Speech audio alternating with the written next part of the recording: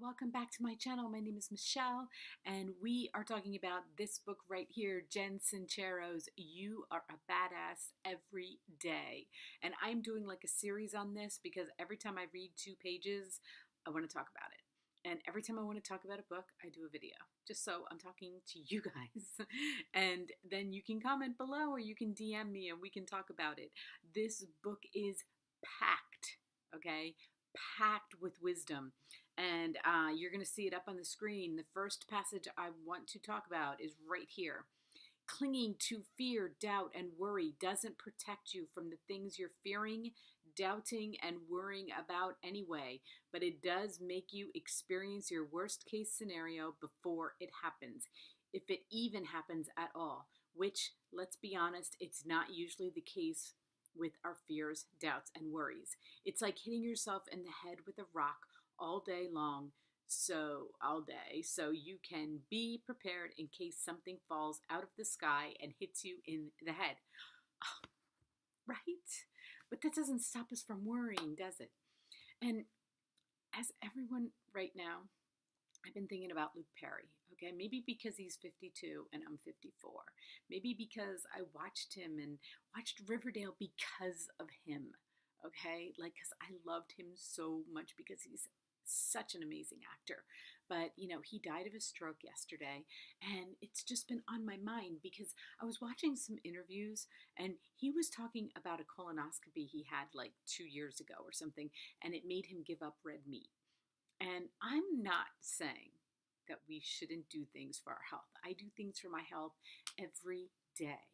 But it's almost like he was concerned about that, but was he worried for even 1 minute about having a stroke?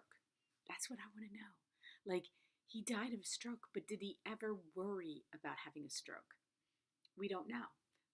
Nobody, they haven't come out with anything saying that he was at high risk or he was doing anything that was going to, give him higher risk of having a stroke than any of us. But it was like the things we worry about. I know I've had 6 children, and the things I've worried about, 9 out of 10 haven't happened. And the ones that do happen, you survive anyway, somehow, right? I mean, okay, we're going to go to the next passage here because I think she says it better than I do. Enjoy the present moment instead of wasting it by trying to predict future unsavory events that may or may not happen. Focus on stuff that energizes you and propels you forward, not on stuff that makes you paranoid and terrified and covered in an alarming amount of hand sanitizer. If we do get hit by our giant piece of space debris, or if your business does tank, or if you do get your heart broken, so be it. All worry will do is make you live through the misery twice. I love that. I never really thought about that before. It just makes you live through the thing that you're afraid of.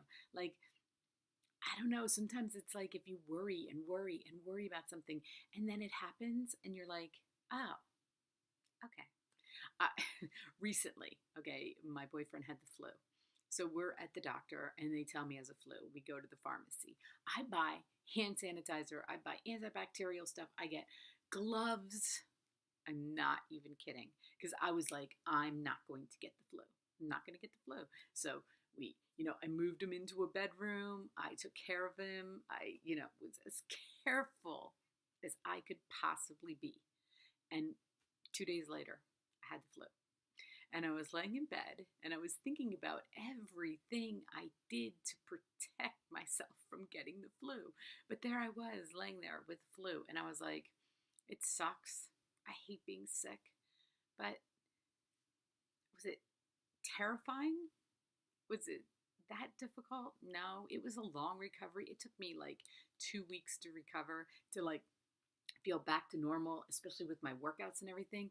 But those hours that I spent worrying about getting the flu and then actually just getting the flu and then living through it and being like, okay, well, I could have just not wore the gloves.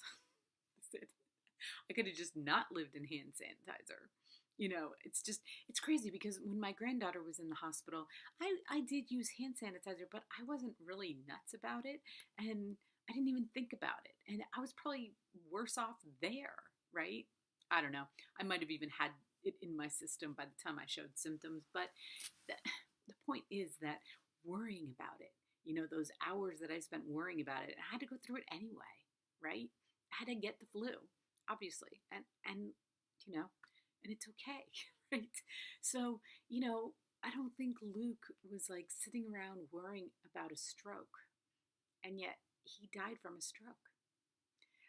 My dad, here's another instance, and I'm not going to talk too much longer. My dad had a heart attack when he was 36, and he died when he was 43, but he died from cancer. And I remember one time he said to me, I hope you never have to fear heart attacks the way I have to, the way I have to spend my life fearing having a heart attack.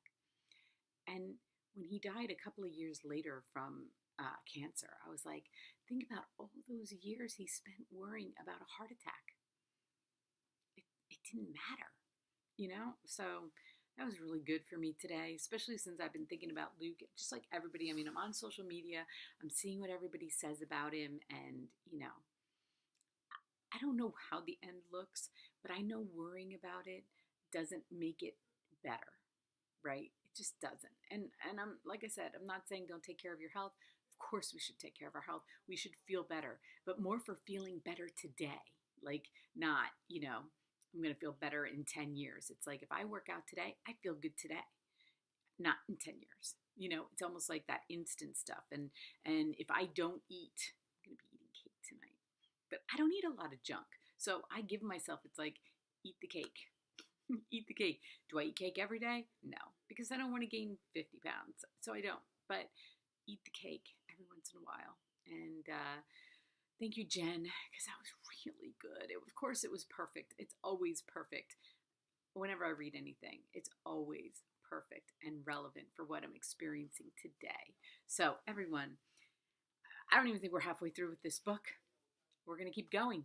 Hit like if you like watching them. I get messages all the time. I know you guys are loving these, and I love doing them, and I love talking to you guys about it. So, anyway, until the next one, have a great day, everyone.